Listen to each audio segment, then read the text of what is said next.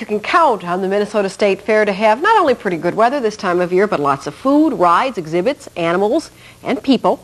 The fair also becomes an annual common ground for most of the Twin Cities' major media organizations. And media commentator Michael Boyle took a look.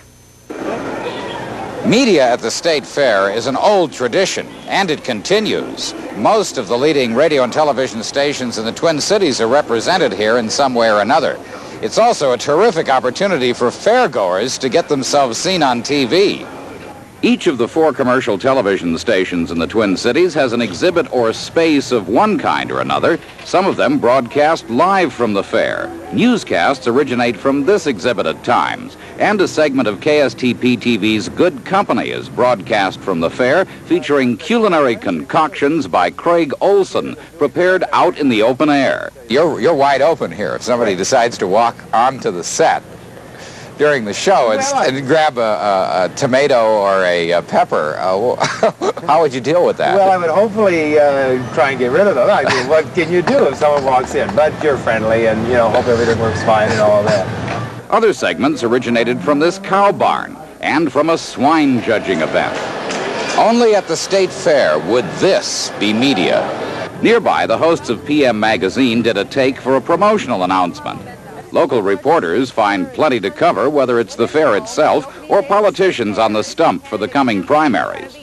A cameraman hurries through the crowd to get another shot for a feature story. The major newspapers also have exhibits, as well as the Twin Cities' newest pay TV station. You know, it's amazing. I haven't seen this many televisions in one place since I was at Ward's or Penny's. The radio stations are everywhere, pouring out a mixed bag of music and talk.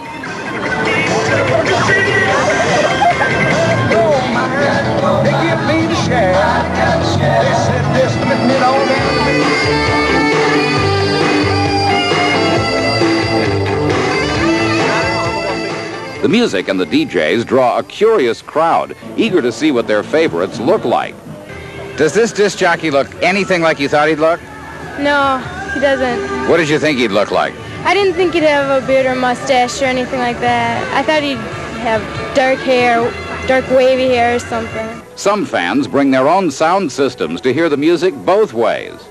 Many of the stations have promotional items available, like these paper TV antennas and these shopping bags to carry prizes and purchases around in. One radio station distributed running shorts. Indeed, media at the fair is nearly as commonplace as Pronto Pup stands and sky rides.